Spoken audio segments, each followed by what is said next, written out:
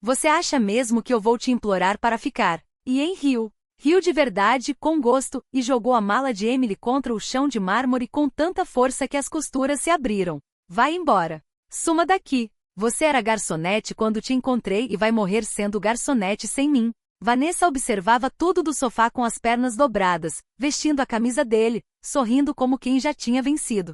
Emily não se mexeu. Olhou para seus pertences espalhados pelo chão. Olhou para o homem que havia escolhido quando tinha 500 milhões de razões para escolher outra coisa. Pegou apenas um único objeto e saiu para sempre. Mas antes de continuarmos, se as histórias de pessoas silenciosas que se levantam e reconquistam tudo o que merecem tocam fundo na sua alma, se inscreve agora neste canal e acompanha essa história até o fim. E me deixa um comentário dizendo de qual cidade você está assistindo isso. Quero saber exatamente até onde essa história chegou. A chuva caía forte naquela quinta-feira à noite em Beverly Hills. Era o tipo de chuva que dobrava as palmeiras para os lados e transformava o longo caminho particular que levava à mansão Blackwell em um pequeno rio de água e folhas mortas. A maioria das pessoas naquele bairro ficava em casa em noites assim. Se serviam uma taça de vinho, ligavam para o gerente do condomínio para fechar as janelas e esperavam a tempestade passar. Emily Walker estava há 40 minutos presa no trânsito porque um caminhão de entrega havia tombado no Sunset Boulevard e transformado 3 faixas em uma única fila de luzes de freio desesperadas. Durante esses 40 minutos, Emily tinha respondido e-mails pelo celular, reagendado uma consulta médica que vinha adiando há 2 meses e mentalmente, montado uma lista de compras e porque naquela manhã ela tinha percebido que o azeite de oliva com alecrim que o chefe usava nos jantares de quinta-feira de Ian havia acabado. Emily ainda estava pensando no azeite de oliva quando enfiou a chave na porta principal, ainda pensando nele quando abriu a porta e ouviu as risadas. Não foram as risadas em si que a paralisaram, foi a qualidade particular daquelas risadas soltas íntimas, o tipo de riso que pertence a pessoas que acreditam que ninguém mais está escutando. Esse riso flutuou pelo corredor de mármore a partir da sala de estar, envolto no som de uma música suave, e pousou no peito de Emily como uma pedra lançada em água parada. Emily deixou a bolsa silenciosamente sobre a mesa do corredor de entrada. Tirou o casaco molhado e pendurou no gancho ao lado da porta. Caminhou pelo corredor e parou no amplo vão da sala de estar. Ian estava no sofá. No sofá dela, o cinza pombo que Emily havia passado 3 semanas escolhendo entre diferentes designers, porque queria que a sala parecesse um lar, e não o lobby de um hotel. Ian usava uma camisa branca com as mangas arregaçadas e o colarinho aberto, um braço estendido sobre o encosto dos almofadões, e ao lado dele, recostada contra o corpo dele, como se tivesse todo o direito do mundo de estar ali, havia uma mulher que Emily reconheceu imediatamente. Vanessa Sinclair. Vanessa Sinclair, que aparecia nas capas das revistas sociais de Nova York 2 vezes por ano. Vanessa Sinclair, que havia sido fotografada ao lado de Ian na conferência de Dubai na primavera passada, cuja presença havia sido explicada como um contato de negócios, uma necessidade de networking, nada que interpretar. Vanessa Sinclair, que naquele momento vestia o suéter de cachemir cinza de Ian, o que Emily tinha comprado para o aniversário dele, e nada mais que Emily pudesse ver. Sentada de lado, com as pernas dobradas sobre os almofadões, o cabelo escuro solto, segurando uma taça do vinho Borgonha que Emily havia guardado para o aniversário deles. A taça de vinho foi o detalhe que tornou tudo real. Emily mesma havia guardado aquela garrafa. A havia embrulhado em papel de seda e a havia colocado na segunda prateleira da adega com um pequeno bilhete escrito à mão amarrado ao pescoço da garrafa. O bilhete dizia, para nós, 10 anos valem a pena de celebrar. Eles estavam juntos há apenas 5 anos. Emily havia guardado a garrafa com antecedência. Ian ergueu os olhos por uma fração de segundo mínima. Algo atravessou seu rosto, podia ter sido surpresa. Depois desapareceu, substituído pela expressão particular que Emily já havia visto ele usar nas salas de reunião quando alguém o desafiava e ele queria que todos soubessem que o desafio não merecia seu tempo. Ian não se levantou, não se afastou de Vanessa. Apenas olhou para Emily com aquela expressão fria e plana. Você chegou cedo, disse Emily. Ian não respondeu nada. Ia falar com você sobre isso, disse Ian. A voz era perfeitamente uniforme. Quando fosse o momento certo. Vanessa se mexeu levemente, mas também não se levantou. Deixou a taça de vinho sobre a mesinha de centro e olhou para Emily com o vazio calculado de alguém que decidiu que o movimento mais poderoso é parecer imperturbável. Os olhos de Emily foram de Vanessa para a taça de vinho. Notou uma leve marca de batom na borda. Notou que a garrafa estava mais da metade vazia. Notou que alguém tinha acendido a lareira e que a manta da beirada da cama do quarto principal, a de cachemir cor creme que Emily havia trazido da Escócia 2 anos atrás, estava enrolada no sofá ao lado deles. Emily ainda estava olhando para a manta quando Ian voltou a falar. Isso não precisa virar drama. Emily, você é uma mulher inteligente. Sabe como essas coisas funcionam. Emily o olhou então. Como essas coisas funcionam? Repetiu. Não faça uma cena. Ian se inclinou para a frente, cotovelo sobre os joelhos, e sua voz adotou o tom cuidadoso e paciente de alguém explicando algo óbvio para alguém lento. Você teve uma boa vida aqui. 5 anos de uma vida muito boa, tudo o que poderia querer. Você veio do nada, Emily. Não estou dizendo isso para ser cruel, estou dizendo porque é verdade e nós dois sabemos disso. Você servia mesas em Seattle quando nos conhecemos. Você não tinha nada. Eu te dei tudo isso. Ian fez um gesto amplo ao redor do ambiente, um movimento lento que abarcou os pisos de mármore, a arte nas paredes, a lareira, a vista pelos altos janelões. Não jogue tudo isso fora por algo a que nunca ia conseguir se agarrar para sempre. A sala estava muito quieta, exceto pela chuva nas janelas e pela música suave que continuava tocando pelo alto-falante da estante.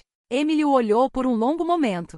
Seu rosto era ilegível, não vazio. Há uma diferença. Vazio é estar sem nada. Ilegível é estar cheio demais. Depois Emily se virou e caminhou de volta pelo corredor. Emily, não seja infantil com isso, chamou Ian, a voz afiando levemente. Emily entrou no quarto principal, abriu o armário, tirou a pequena bolsa de viagem que guardava na prateleira de cima, a que usava para escapadas de fim de semana e conferências, e colocou sobre a cama. Depois abriu a gaveta superior da cômoda e retirou os documentos que guardava ali, seu passaporte, um caderninho de couro e um papel dobrado que colocou no bolso frontal da bolsa sem desdobrá-lo. Emily não pegou roupas. Pegou os documentos, um carregador de celular, seu notebook pessoal e a pequena foto emoldurada da mesinha de cabeceira. Só ela e seu avô, tirada na casa dele em Londres no verão em que ela terminou sua segunda dissertação. Embrulhou a moldura no lenço e enfiou na bolsa. Depois se sentou na beira da cama por um momento. O quarto cheirava a colônia de Ian e a vela de eucalipto que Emily mantinha na cômoda. Emily havia escolhido aquele aroma porque havia lido em algum lugar que o eucalipto ajudava a dormir. Havia comprado vela atrás de vela, spray de ambiente, spray para roupa de cama, um difusor. Tudo a serviço de tornar aquele quarto um lugar onde pudessem descansar, onde ela pudesse descansar. Emily se levantou, pegou a bolsa, foi ao banheiro, abriu o armário de remédios e pegou seus próprios medicamentos e vitaminas. Deixou-os dele. Depois caminhou de volta pelo corredor e atravessou a sala de estar. Ian e Vanessa se viraram para olhá-la. A música continuava tocando. Emily parou diante da tigela decorativa na mesa do corredor de entrada, onde ela e Ian guardavam as chaves e as pequenas coisas do dia a dia. Emily depositou ali o cartão de crédito preto, o cartão platino, a chave de casa, a chave do carro que Ian havia comprado para ela 2 aniversários atrás. Meteu a mão na bolsa e tirou seu cartão de débito pessoal, o que estava vinculado a uma conta que Ian não conhecia, que Emily havia mantido em silêncio durante anos e que jamais havia sido abastecida com nada do que ele lhe dera. Emily colocou esse cartão no bolso, pegou a bolsa, caminhou até a porta principal, abriu e saiu sob a chuva. Emily! Ian estava de pé no corredor agora. Tinha se levantado. Sua voz havia mudado. Não era arrependimento ainda, mas havia uma incerteza nela que Emily quase nunca tinha ouvido. Emily, você não vai sair desta casa debaixo de chuva. Vamos conversar sobre isso como adultos. Emily se virou pela última vez. Olhou para ele de pé ali com as mangas arregaçadas, iluminado pela luz quente de seu lar. Olhou fixamente para ele, para o corredor, para a vida que havia construído dentro daquela casa e em torno daquele homem. Depois fechou a porta principal atrás de si. Emily caminhou sob a chuva sem casaco. Desceu pelo longo caminho de entrada, passou pelo portão de ferro e saiu para a rua molhada. Não olhou para trás nenhuma única vez. Dentro de casa, Ian ficou parado no corredor por 3 minutos inteiros. Conseguia ouvir Vanessa se mexendo na sala de estar, o barulho da garrafa de vinho sendo colocada de volta sobre a mesa. Ian olhava fixo para a porta principal fechada. Depois sacudiu levemente a cabeça e voltou para a sala. Ela vai voltar, disse, e a voz soou quase convincente. Ela não tem para onde ir e pegou sua taça de vinho e tornou a se sentar. E essa foi a última vez que em Blackwell se sentiu seguro de alguma coisa. Na manhã seguinte, Emily não havia voltado. Ian havia esperado encontrá-la sentada na cozinha quando desceu as escadas, ou esperando do lado de fora num carro que ela tivesse chamado, ou pelo menos ter recebido alguma mensagem angustiada durante a noite. Havia até ensaiado o que diria. Algo comedido sobre quartos separados enquanto resolviam as coisas. Algo sobre manter a discrição em prol da imagem pública deles. Mas a cozinha estava em silêncio. Nenhuma mensagem no celular. Nenhum bilhete. Nada. Ian ligou para o número de Emily. 4 chamadas. Caixa postal. Ligou de novo. Caixa postal. Ian se sentou na ilha da cozinha onde Emily costumava preparar café de manhã, onde Emily havia preparado café todas as manhãs durante 5 anos, lendo tranquilamente algo no tablet enquanto a cafeteira trabalhava. E notou que a cafeteira estava desligada, sem timer configurado, sem café moído preparado na véspera como ela sempre fazia. Ian preparou o café ele mesmo pela primeira vez em 4 anos. Ficou ruim. Ian ficou de pé na cozinha e pensou, ela vai ligar antes do meio-dia. Ela precisa acessar os cartões. Ela vai ligar. Emily não ligou ao meio-dia.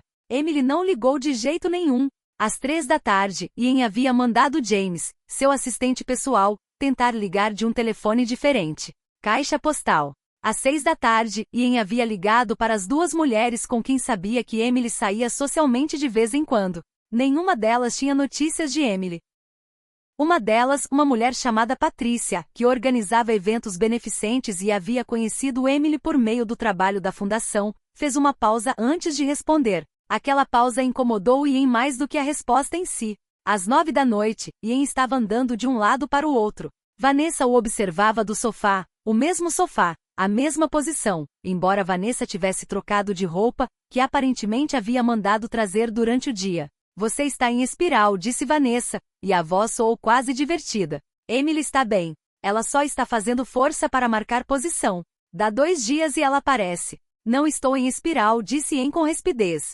Você verificou o celular 11 vezes nos últimos 10 minutos. Tenho uma empresa para gerir. Verifico o celular constantemente. Vanessa largou a revista. Ian, ela é uma garçonete de Seattle que se casou acima do seu nível. Ela não tem dinheiro próprio, não tem carreira, não tem conexões fora das que você lhe deu. Para onde ela vai? Pensa bem. Ela vai estar de volta aqui no fim de semana com o orgulho ferido e as opções esgotadas. Ian parou de andar. Olhou para Vanessa por um momento. Havia algo na certeza da voz de Vanessa que deveria tê-lo reconfortado. Em vez disso, arranhava num lugar atrás do externo que ele não sabia nomear. Ela vai voltar, disse Ian de novo, desta vez mais baixo, como se estivesse dizendo a si mesmo. Emily não voltou no fim de semana. Emily não voltou na semana seguinte. No 4º dia, Ian mandou checar os registros do cartão de crédito de Emily. Não havia nada, porque Emily não tinha tocado em nenhum dos cartões aos quais Ian tinha acesso. No 6º dia, ele havia contatado a operadora do celular de Emily por meio das conexões de sua equipe jurídica, e o relatório indicou que o telefone havia sido desligado 1 hora depois que Emily saiu de casa e não havia voltado a ser ligado. No 8º dia, Ian contratou um detetive particular. O detetive era um homem quieto e cuidadoso chamado Garrison, que havia trabalhado para a empresa de Ian em casos de espionagem corporativa. Garrison ligou de volta em 48 horas com um relatório preliminar. Preciso lhe dizer algo, disse Garrison quando Ian atendeu. E preciso que o senhor me deixe terminar antes de responder. Continue, disse Ian. O nome legal de sua esposa é Doutora Emily Walker. Ela possui 2 doutorados, ambos pelo MIT. Suas especializações são propulsão aeroespacial avançada e física teórica aplicada ao design de motores. Ela completou os 2 títulos há 8 anos, 1 ano antes de o senhor conhecê-la. Uma pausa. O período entre terminar os doutorados e conhecer o senhor. Emily trabalhava em empregos no setor de serviços em Seattle. O motivo parece ter sido dívida médica, uma dívida médica significativa acumulada durante o tratamento de sua mãe, que morreu de câncer enquanto Emily completava seu 1º doutorado. Ian não disse nada. Emily não trabalhava como garçonete por falta de opções, continuou Garrison, mantendo a voz perfeitamente neutra. Ela trabalhava como garçonete porque era a renda disponível mais rápida que lhe permitia cuidar da mãe, pagar a dívida e concluir sua pesquisa remotamente ao mesmo tempo. Silêncio na linha. A mais, disse Garrison. O avô de Emily, Marcus Elliot Walker, investidor do setor tecnológico com sede em Londres, morreu 3 anos após o casamento e lhe deixou uma herança que saiu do inventário aproximadamente 18 meses atrás. O valor da herança era de pouco mais de 520 milhões de dólares. Emily é a única beneficiária. Ian sentou com força na cadeira atrás de sua mesa de trabalho no escritório em casa e apoiou a mão livre flat sobre a superfície da mesa, como se precisasse confirmar a solidez das coisas. Ela tem 500 milhões de dólares, disse lentamente. Um pouco mais, confirmou Garrison. E nunca me disse. Não, senhor. A voz de Ian havia ficado estranha, oca e lenta, como som viajando através da água. Emily ficou. Quando tinha 500 milhões de dólares e 2 doutorados pelo MIT, ela ficou. Emily escolheu ficar. É o que tudo indica, disse Garrison com cuidado. Encontre-a, disse Ian. A voz havia mudado de novo. Mais dura agora, mais rápida. Algo que estava desmoronando nele mudará de marcha. Não me importa o quanto custe. Encontre-a. Estou nisso, disse Garrison. Mas, Sr. Blackwell, Emily é muito boa em não ser encontrada. Quero ser honesto com o senhor sobre isso. Seja lá quem for Emily Walker, ela não é uma pessoa que faz as coisas de forma descuidada. Essa última frase ficou com Ian muito tempo depois do fim da ligação. Ian se sentou em seu escritório em casa, na grande casa que havia ficado em silêncio sem Emily, e pensou nos 5 anos. Pensou em cada conversa a qual havia prestado meia atenção, em cada jantar ao qual havia comparecido distraído. Em cada vez que Emily havia perguntado algo, perguntado de verdade, não conversa fiada, não logística, e Ian havia erguido os olhos do celular e lhe dado 30 segundos de atenção antes que seus olhos voltassem para o que quer que estivesse na tela. Pensou na noite em que havia chegado tarde da conferência de Dubai e Emily estava acordada, sentada na ilha da cozinha com uma xícara de chá e uma pilha de papéis cobertos de notações densas. Ian havia dito, no que você está trabalhando. Emily havia olhado para ele com aqueles olhos calmos e dito, só uns cálculos. E Ian havia acendido com a cabeça, subido as escadas e esquecido de perguntar de novo. Só uns cálculos. Para uma física aeroespacial do MIT com 2 doutorados e 520 milhões de dólares. Ian se inclinou para a frente, enterrou o rosto nas mãos, e pela primeira vez em muito, muito tempo sentiu medo. A casa começou a desmoronar de formas que Ian não conseguia explicar e que não teria como prever. Começou com pequenas coisas. O pessoal doméstico que Emily havia gerenciado. Todos eles de forma silenciosa, profissional, com a mesma meticulosidade que Emily aparentemente trazia para tudo. Começaram a ligar reportando-se doentes e não retornando. O chefe pediu demissão no 9º dia, citando mudanças nas condições de trabalho. A equipe de jardinagem apareceu na terça-feira, fez aproximadamente 40 minutos de trabalho e foi embora sem dar explicações. Até o final da segunda semana, a empresa de administração de imóveis que gerenciava os contratos de manutenção da propriedade ligou para informar ao assistente de Ian que vários acordos de serviço não haviam sido renovados e, portanto, haviam expirado. Emily havia gerenciado todas essas renovações. Emily havia gerenciado tudo. Vanessa tentou assumir a administração da casa com a energia confiante de alguém que havia gerenciado suítes de hotel e coordenado pessoal para eventos e acreditava que isso não poderia ser significativamente mais complicado. Em 72 horas, Vanessa havia contratado 3 pessoas incompetentes, demitido 2 funcionários que eram essenciais, encomendado uma reforma na sala principal que Ian não havia autorizado e não queria, e tido uma discussão acalorada com a empresa de segurança por uma discrepância de fatura que Vanessa não conseguia entender. Isso é uma loucura, disse Vanessa no 12º dia, de pé na cozinha que havia ficado sem os cápsulas de café certos e o leite certo e mais 3 coisas que Vanessa havia presumido que se reabasteciam automaticamente. Como ela gerenciava tudo isso? Em silêncio, disse Ian, e disse de uma forma que encerrou a conversa. No trabalho, as coisas não iam melhor. O assistente James havia sido sugestão de Emily. Ian o havia conhecido num evento beneficente e Emily simplesmente havia dito que ele devia contratá-lo, que era perspicaz, organizado e subutilizado.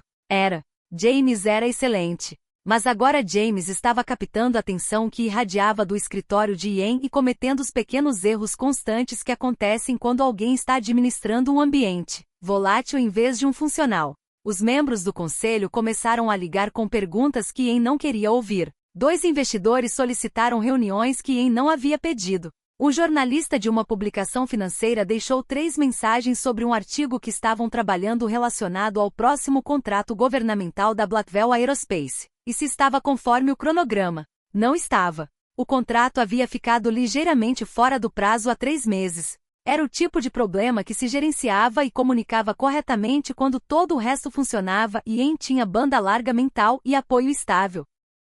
Naquele momento, nada funcionava corretamente, e a banda larga de Ian estava completamente consumida pelo eco de uma porta principal se fechando sob a chuva. À noite, a casa parecia enorme. Ian não havia compreendido o quanto do calor daquela casa vinha de Emily. Havia atribuído a qualidade do lar, a maneira como a casa parecia um lar em vez de uma peça de exposição, aos designers que haviam contratado, aos metros quadrados, à luz. Nunca havia atribuído isso a Emily circulando pelos cômodos todos os dias, tomando 10.000 decisões invisíveis sobre a temperatura, as flores, quais livros deixar sobre quais mesas, como falar com o pessoal de uma forma que os mantinha leais e orgulhosos do trabalho. Ian ficava acordado no quarto que ainda cheirava levemente a vela de eucalipto de Emily, não havia conseguido se forçar a jogá-la fora, e olhava para o teto e pensava no que Garrison havia lhe dito. Emily havia escolhido ficar.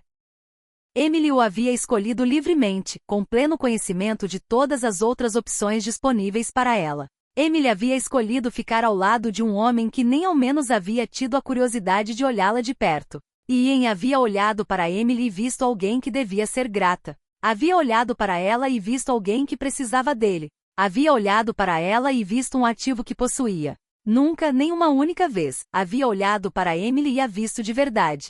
A chuva voltou lá fora. Ian se virou de lado e pela primeira vez em muitos anos, Ian Blackwell deitou sozinho no escuro e genuinamente não soube o que fazer. Garrison ligou cedo no 16º dia. Ela está em Chicago, disse Garrison. Emily entrou nas instalações centrais da Nova Technologies há 4 dias. Eles ainda não anunciaram nada, mas minha fonte interna diz que ela se reuniu diretamente com o CEO e com o diretor da divisão de pesquisa em propulsão. A reunião durou 4 horas. Nova Technologies. Ian se levantou de um salto. A Novacore era a maior e mais agressiva concorrente da Blackwell Aerospace. A Novacore havia estado ganhando terreno há 2 anos, não o suficiente para ameaçar diretamente Ian ainda, mas suficiente para ser monitorada com atenção. Suficiente para ser tema de discussões estratégicas trimestrais, suficiente para que a equipe jurídica de Ian acompanhasse suas submissões de patentes com atenção especial. O que ela apresentou? Perguntou Ian. Emily entrou com o notebook e saiu sem ele, disse Garrison. Seja o que for que ela lhes mostrou, eles quiseram ficar com isso. Ela voltou mais 2 vezes desde a primeira reunião. Uma pausa. A Novacore acaba de publicar uma vaga para diretor de ciências de propulsão. Publicada ontem. A descrição do cargo é inusualmente específica, quase como se tivesse sido escrita para uma candidata em particular. Emily não está assumindo um emprego, disse Ian, e enquanto dizia isso, ouviu sua própria incerteza. Emily não passou 5 anos administrando uma casa, Sr. Blackwell, disse Garrison com muito cuidado, muito tranquilamente. Creio que o senhor deveria reconsiderar tudo o que acredita saber sobre sua esposa. A linha ficou em silêncio. Eu vou para Chicago, disse Ian, e já estava em movimento. Mas já era tarde demais, embora Ian ainda não soubesse disso. Porque enquanto Ian havia estado acordado olhando para o teto de sua mansão vazia, aprendendo em pedaços quem era de verdade sua esposa, Emily não havia ficado parada. Emily não havia estado se curando da forma ordinária em que as pessoas se recuperam da traição, lentamente e dolorosamente com longas conversas e lágrimas. Emily Walker havia estado trabalhando da forma como havia trabalhado a vida toda, precisa, meticulosa e em completo silêncio, em salas onde ninguém que a subestimava pensava em procurar. E naqueles 16 dias, Emily já havia começado a construir o que levaria o império de Ian Blackwell aos joelhos. Ian simplesmente ainda não sabia disso. E a distância entre o que ele acreditava estar acontecendo e o que realmente estava acontecendo era a brecha mais perigosa do mundo, porque quando um homem percebe que a pessoa que subestimou estava superando o tempo todo, quase sempre já é tarde demais para alcançar. Ian Blackwell embarcou em seu avião para Chicago sentindo-se como um homem que ia recuperar algo que ainda lhe pertencia. Não fazia ideia de que estava entrando numa sala onde se sentaria diante do oponente mais formidável que havia enfrentado em 30 anos de carreira. E não fazia ideia de que esse oponente o havia amado uma vez completa, livremente sem condições, e que Ian havia jogado isso fora por uma mulher que bebia vinho da taça errada. O avião para Chicago decolou às 7h45 da manhã. Ian sentou na primeira fila de seu jato particular com um uísque que não havia tocado e o celular na mão, com as palavras de Garrison rodando em loop dentro da cabeça. Emily entrou na Nova Core há 4 dias. Reuniu-se com o CEO. A reunião durou 4 horas. Emily saiu sem o notebook. Ian continuava girando em torno desse último detalhe. Emily saiu sem o notebook. Isso significava que seja o que fosse que estava nele, o que quer que ela lhes havia mostrado, eles haviam ficado com aquilo. Tinham querido o suficiente para reter imediatamente. No mundo de Ian, isso significava uma única coisa: Emily havia mostrado algo que funcionava. Não uma proposta. Não uma apresentação cheia de projeções e promessas. Algo real, algo provado, algo que eles teriam sido idiotas em deixar sair pela porta. O assistente James ligou às 8h15. A reunião do corredor foi movida para quinta-feira, disse James com cuidado. E o escritório do senador Brick ligou de novo sobre o calendário do contrato governamental. Estão pedindo uma atualização por escrito até o final da semana. Resolve, disse Ian. Resolve como exatamente? Porque a equipe de propulsão diz que a nova estimativa de prazo é resolve, James. Ian encerrou a ligação. Olhou pela janela para o nada. A equipe de propulsão. Pensou no que Garrison havia dito.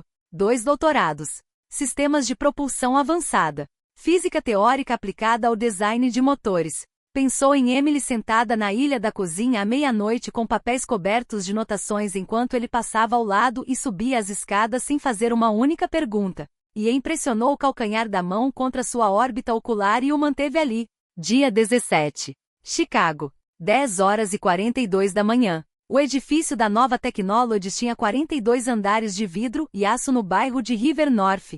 E encaminhou pelo lobby como se fosse dono do lugar, porque caminhar como se fosse dono das coisas era o único modo que ele conhecia. A recepcionista ergueu os olhos. Ian disse seu nome.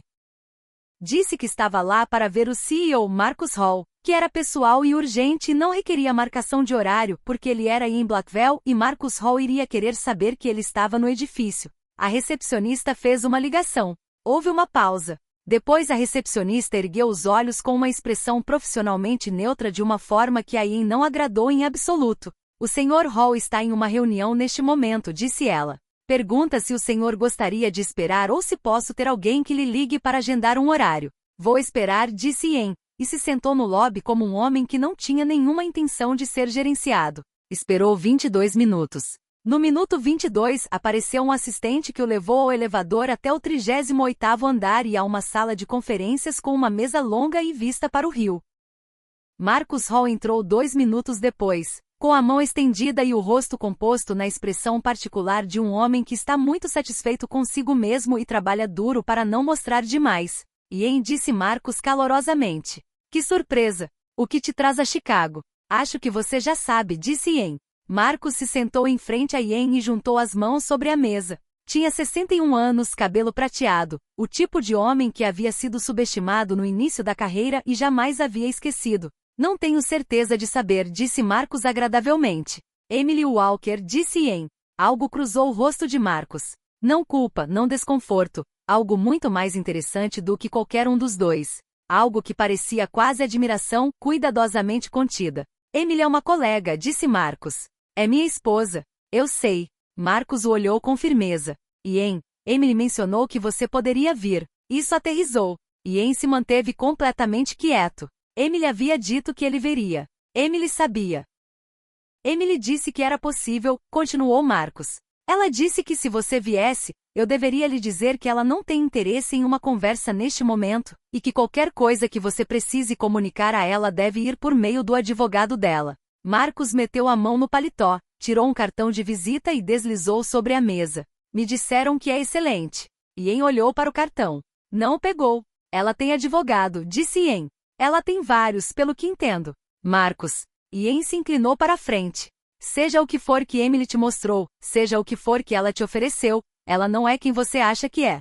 Ela não tem experiência operacional para a voz de Marcus continuou calorosa, mas algo por baixo dela havia ficado firme de uma forma que parou Ian no meio da frase.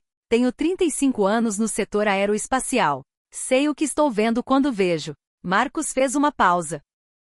O que Emily me mostrou naquela primeira reunião de 4 horas foi o avanço em propulsão mais significativo que presenciei pessoalmente em 2 décadas dirigindo esta empresa. Outra pausa, esta mais longa. Eu recomendaria fortemente que o senhor não a subestimasse. Eu cometi esse erro nos primeiros 40 minutos de nossa reunião, e Emily corrigiu minha compreensão de forma muito eficiente. A sala estava em silêncio. Ian pegou o cartão do advogado.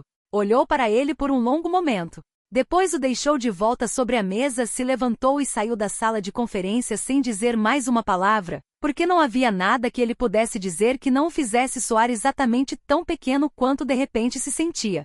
Dia 17. Chicago. 13h15, Ian ligou para Garrison da calçada em frente ao edifício da Novacore, de pé na rua, com o vento chegando do rio, frio e cortante. Emily sabia que eu veria, disse Ian. Ela disse a Hall para me esperar. Um momento de silêncio. Ian, Emily leva vantagem desde que saiu pela sua porta, disse Garrison tranquilamente. Quero ser honesto com o senhor a respeito. Cada movimento que Emily fez foi deliberado. Não há impulsividade aqui. Não há reação. Emily está executando um plano. Desde quando? As palavras saíram mais ásperas do que pretendia. Há quanto tempo ela está planejando isso? Não sei, disse Garrison. Mas o advogado que Emily contratou, Vincent Castilho, se especializa em direito corporativo e estratégia de aquisição hostil. Ele não é advogado de divórcio, Ian. Não é especialista em direito de família. Castilho gerencia absorções corporativas. O vento veio do rio mais uma vez, e Ian ficou muito quieto naquela calçada e deixou que o golpeasse. Emily não está me divorciando, disse lentamente. Não, principalmente, disse Garrison. Creio que o divórcio está acontecendo, mas não creio que seja no que Emily está focada. No que ela está focada então. Garrison ficou em silêncio por um momento longo demais.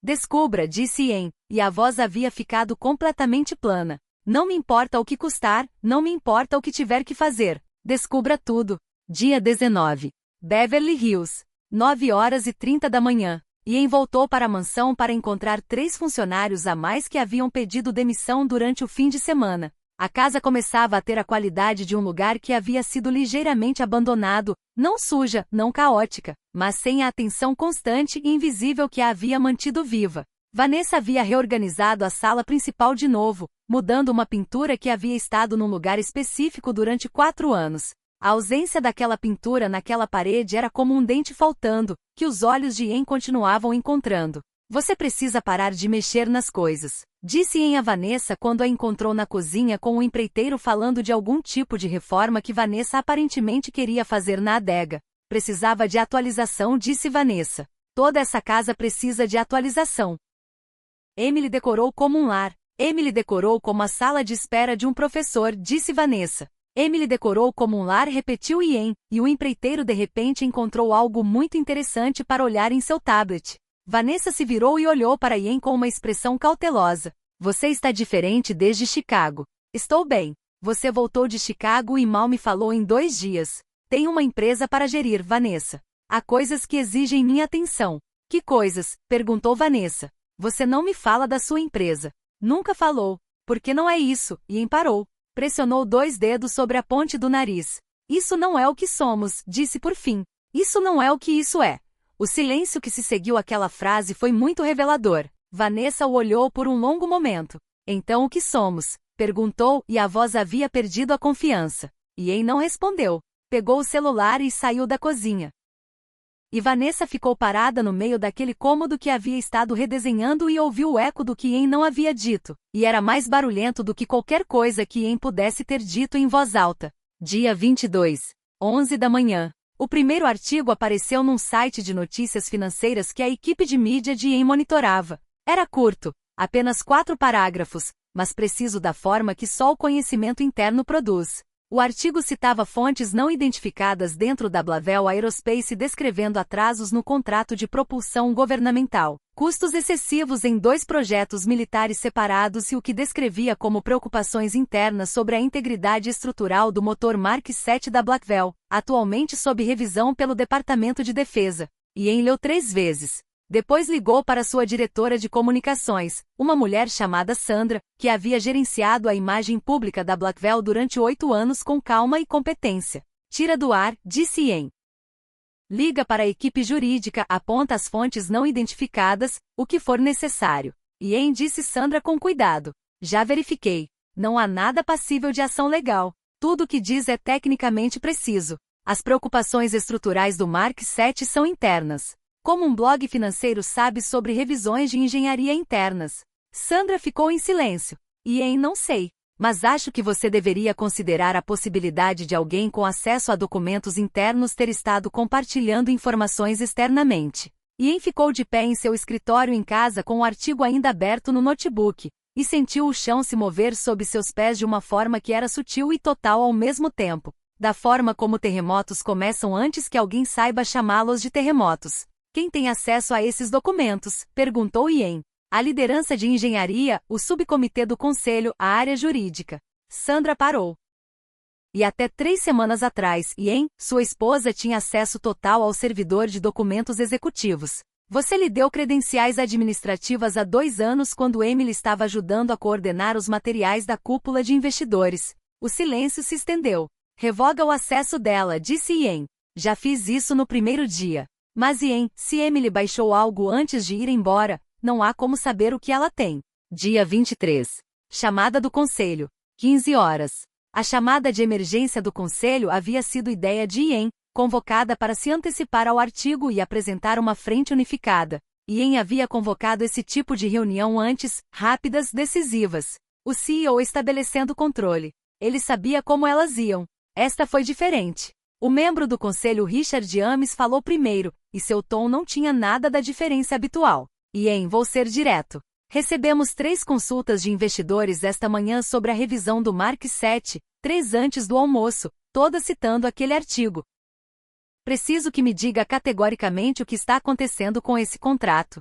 O contrato está no cronograma, disse Ian. A equipe de James Chen e Meridian Capital marcou isso como preocupação em seu relatório matinal, disse Eleanor Bass de uma ponta distante da chamada. James Chen não marca coisas sem motivo. James Chen lê blogs, disse Ian. James Chen gere 4 bilhões de dólares em dinheiro institucional que atualmente está em ações da Blackwell Aerospace, disse Eleanor com uniformidade. E esta manhã ele me ligou pessoalmente. Não para meu assistente. Para mim. Outro membro do conselho, Thomas Park, que estava na empresa havia 11 anos e quase nunca havia discordado de Ian em nada, pigarreou. Há mais uma coisa, disse Thomas. Esta manhã recebi informação de uma fonte confiável de que a Novacor está planejando um anúncio importante de propulsão, algo significativo nos próximos 30 dias. Minha fonte indicou que o anúncio envolve um novo design de motor.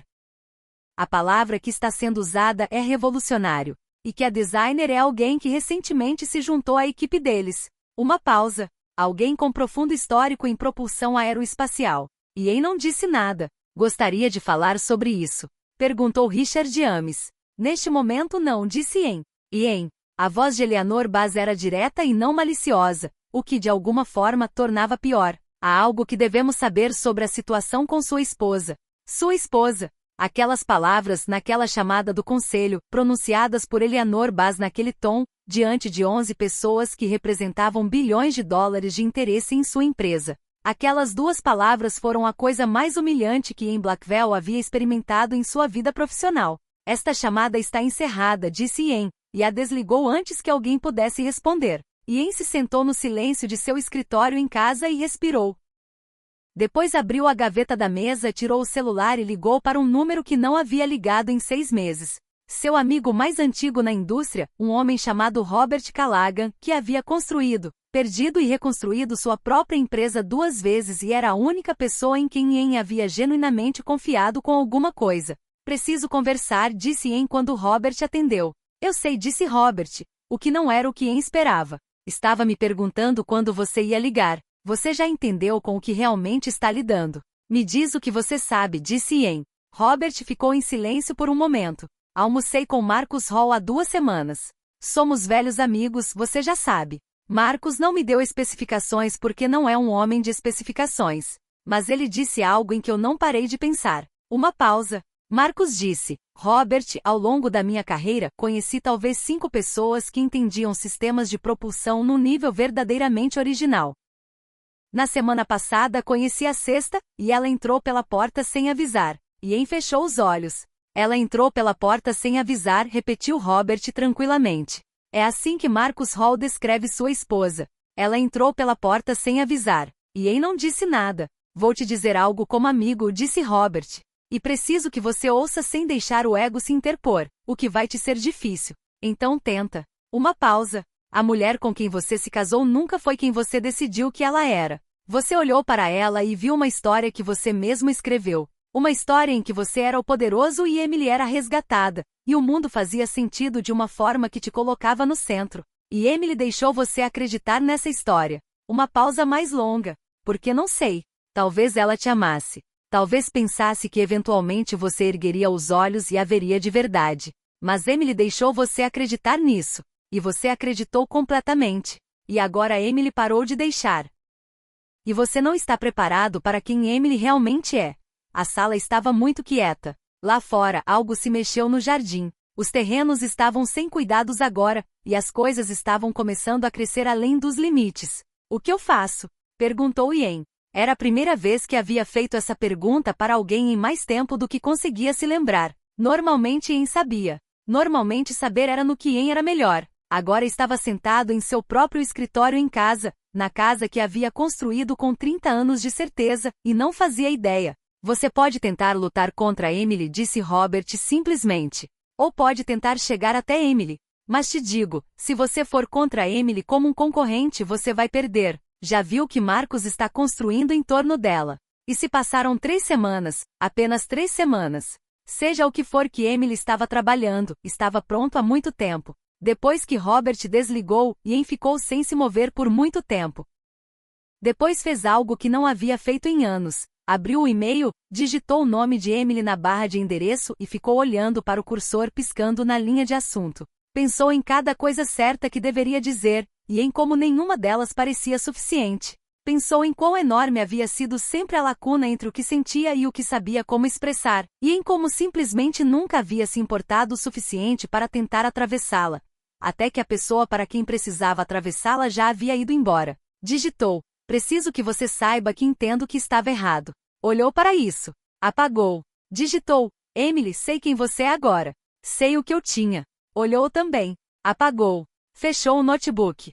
Porque a verdade era que Ian apenas estava começando a entender isso da forma como você começa a entender algo que tem sido verdade há muito tempo e que você cuidadosamente evitou conhecer, que não sabia quem era Emily. Não de verdade. Havia vivido com Emily durante 5 anos e não a conhecia, porque conhecer alguém exige uma qualidade de atenção que Ian jamais havia lhe oferecido. E agora em algum lugar de Chicago, em um edifício do qual Ian havia saído 2 dias antes, a mulher que Ian nunca havia conhecido estava fazendo algo extraordinário. E tudo que Ian tinha era um e-mail em branco e o som de uma porta principal se fechando sob a chuva, tocando em loop em algum lugar do peito, num lugar que ele não sabia que ainda podia doer. Dia 26. 8h47 da manhã. A ligação de Garrison chegou cedo. A Novacore registrou 4 patentes durante a noite, disse Garrison. Tecnologia de propulsão avançada. As descrições das patentes são técnicas o suficiente para que eu precisasse de um engenheiro para lê-las. E estou lendo isso diretamente. Quem quer que tenha projetado isso está trabalhando no nível que atualmente não existe na aviação comercial. Uma pausa. As 4 patentes listam a mesma designer principal. Ian já sabia. Perguntou a si mesmo. Quem?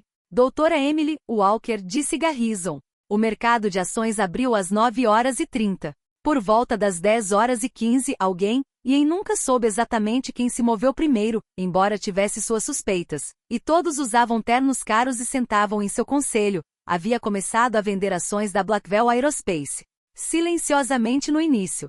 Depois nem tão silenciosamente. Até o meio-dia as ações haviam caído 11%, 3 jornalistas financeiros haviam ligado para o escritório de Sandra. 2 representantes do governo haviam solicitado relatórios sobre o status do contrato do Mark VII, e o advogado de Ian havia ligado para falar sobre algo a respeito de obrigações fiduciárias do conselho, que Ian cortou em 30 segundos, porque já sabia o que significava quando um advogado mencionava obrigações fiduciárias espontaneamente durante uma queda de ações. Significava que o conselho estava começando a pensar em se separar de Ian. Ian ficou de pé diante da janela de seu escritório em casa e observou seu celular se encher de ligações que não queria atender e mensagens que não queria ler, e pensou numa mulher caminhando sob a chuva sem casaco com uma bolsa, uma foto emoldurada e um cartão de débito que ele nunca soubera que existia. Pensou em Emily sentada na ilha da cozinha à meia-noite, rodeada de cálculos, enquanto Ian subia as escadas sem perguntar no que ela estava trabalhando. Pensou no que Emily havia estado trabalhando, e por trás do pânico e da fúria e do frio profissional de ver algo que havia construído começar a desmoronar, havia mais alguma coisa. Algo para o qual Ian não tinha um nome limpo. Algo que poderia ter sido, se ele fosse honesto consigo mesmo da forma que quase nunca era, algo muito parecido com assombro. Emily havia estado bem ali durante 5 anos. E Ian nunca havia realmente olhado para ela. As ações caíram mais 8% na manhã seguinte, e Ian não havia dormido. Sabia o que significava uma queda de 19% em 2 dias. Havia visto isso acontecer com outras empresas. Havia visto de fora, às vezes com simpatia, às vezes com o cálculo frio de um homem que entendia que a instabilidade dos outros criava oportunidades. Nunca havia imaginado vê-lo acontecer com seu próprio nome numa tela de cotações em tempo real, às 6 da manhã, com café frio ficando rançoso em sua mesa. Seu celular havia estado tocando desde as 5h45. Ian havia respondido 3 ligações e deixado 11 irem para a caixa postal. As 3 que havia respondido eram variações da mesma conversa, vozes cuidadosas usando linguagem cuidadosa para dizer coisas que, despojadas de sua cortesia profissional, se traduziam em: o que está acontecendo? Quão ruim é? Devemos estar preocupados com você. Ian estava preocupado consigo mesmo. Essa era a resposta honesta que não deu a nenhum deles. Sandra ligou às 6h58. Esta manhã há um artigo no Wall Street Journal, disse Sandra, e a voz tinha a planura particular de alguém entregando informações que preferia não ter. Capa. Página principal da seção de negócios. O que diz? Perguntou Ian. Diz que a Novacore se prepara para anunciar um motor de propulsão que tornará obsoleta a geração atual de tecnologia aeroespacial, incluindo o Mark VII da Blackwell, em 18 meses. Cita especificações técnicas, registros de patentes, avaliações de engenharia independentes. Sandra fez uma pausa. Também inclui uma entrevista. Com quem? Outra pausa. Com Emily, disse Sandra. Ian colocou a xícara de café com muito cuidado sobre a mesa. Emily deu uma entrevista ao Journal. Uma entrevista completa. 45 minutos. O jornalista a descreve como: Sandra parecia estar lendo diretamente, uma das fontes mais compostas e tecnicamente precisas que já entrevistei em 20 anos cobrindo a indústria aeroespacial. A sala parecia menor do que havia sido um momento antes. Emily falou sobre o motor. Perguntou Ian. Emily falou sobre o motor. Falou sobre as patentes. Falou sobre a trajetória de 5 anos da Novacore. Uma pausa. Emily não mencionou você nenhuma vez. Nem pelo nome nem por implicação. O jornalista perguntou diretamente sobre a Blackwell Aerospace e Emily disse: e isso é uma citação direta? Não faço comentários sobre empresas com as quais não tenho nenhuma relação. Ian absorveu isso em silêncio. Nenhuma relação. 5 anos de casamento. E Emily havia descrito a Blackwell Aerospace como uma empresa com a qual não tinha nenhuma relação. Era o descarte mais preciso e devastador que Ian havia ouvido na vida, e Emily havia entregado ao Wall Street Journal sem levantar a voz. Manda para mim, disse Ian. Já mandei, disse Sandra. Ian, o conselho vai convocar uma reunião de emergência hoje. Uma pausa. Ian, há mais uma coisa. Vincent Castilho registrou documentos esta manhã na SEC. Uma declaração de posição significativa em ações. Emily tem estado comprando ações da Blackwell Aerospace. Ian ficou paralisado. Quanto? Perguntou. O suficiente para exigir declaração, disse Sandra. O suficiente para importar. Dia 28. Chicago. Sede da Nova. 14 horas. Ian voou de volta para Chicago por impulso, não porque tivesse um plano, mas porque ficar sentado naquela casa assistindo ao preço de suas ações numa tela parecia como se afogar em câmera lenta. E o movimento, qualquer movimento, parecia marginalmente melhor do que a quietude. Desta vez Ian não ligou com antecedência. Entrou no lobby da Novacore, disse seu nome e disse que estava lá para ver Emily Walker. A recepcionista fez uma ligação, e depois ergueu os olhos com uma expressão perfeitamente profissional que não comunicava absolutamente nada. A doutora Walker está disponível, disse a recepcionista. Alguém desce em instantes. A doutora Walker. O título aterrissou diferente em Ian do que quando Garrison o havia dito pela primeira vez. Ouvi-lo aqui pronunciado por um estranho que o dizia com facilidade e naturalmente, como se fosse simplesmente como ela era chamada, tornava real algo que ainda havia sido abstrato. Uma assistente o levou ao 32º andar. Não há sala de conferências onde havia estado antes, mas há um espaço diferente, maior, com uma área aberta onde engenheiros se moviam entre estações de trabalho com a energia focada de pessoas que estão construindo algo em que acreditam. Ian foi levado a uma sala de reuniões com paredes de vidro de um lado. Esperou. Tentou não olhar. Ian não havia pensado nesses primeiros dias em muito tempo. A porta se abriu. Ian se virou, e pela primeira vez em 28 dias viu Emily. Emily não era o que Ian havia esperado. Ian não sabia exatamente o que havia esperado. Alguma versão da mulher que recordava, mais suave, mais menor, definida pelo contexto de sua casa e sua vida. Mas a mulher que entrou por aquela porta usava um blazer carvão sobre uma camisa branca e se movia com uma qualidade de presença que Ian só podia descrever como autoridade.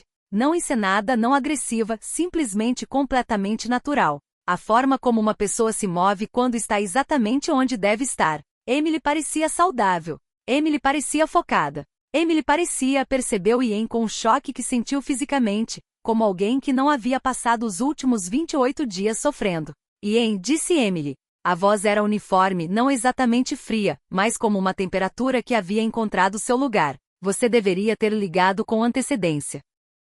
Você teria atendido?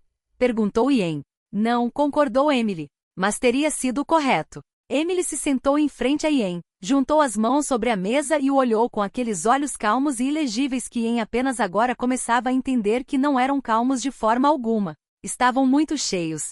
Você tem 10 minutos, disse Emily. Tenho uma reunião de equipe às 14h30. Uma reunião de equipe. Emily tinha uma equipe. Emily disse Ian, e então parou, porque cada versão do que havia planejado dizer no voo havia se evaporado. Li o artigo do Journal esta manhã, disse Ian. Eu sei, disse Emily. Vi o movimento das ações. Você está comprando nossas ações. Estou comprando ações da Blackwell Aerospace, disse Emily com precisão. Há uma distinção. O que isso significa? Significa o que significa, disse Emily. Ian, o que você quer realmente desta conversa? Porque se você veio aqui para me pedir que pare, para apelar ao que acredita que ainda sinto, precisa entender que não estou fazendo nada disso por sentimento. Estou fazendo porque é a ação estratégica correta dado o panorama atual. Você está destruindo minha empresa, disse Ian. A sua empresa, disse Emily, e algo se moveu em seus olhos. Não raiva. Algo mais antigo que a raiva. Eu não criei os defeitos do Mark VII. Eu não criei a instabilidade do Conselho. Eu não criei os custos excessivos nos contratos militares. Eu não criei a cultura dentro da Blackwell Aerospace que permitiu que todas essas coisas existissem e fossem encobertas em vez de corrigidas. Emily fez uma pausa. Só parei de guardar silêncio sobre elas. Você compartilhou documentos internos, disse Ian. Compartilhei informações às quais tinha acesso legítimo com partes que tinham o direito legal de recebê-las, disse Emily. Meu advogado revisou cada passo. Claro que revisou. Ian se inclinou para a frente. Emily, escuta.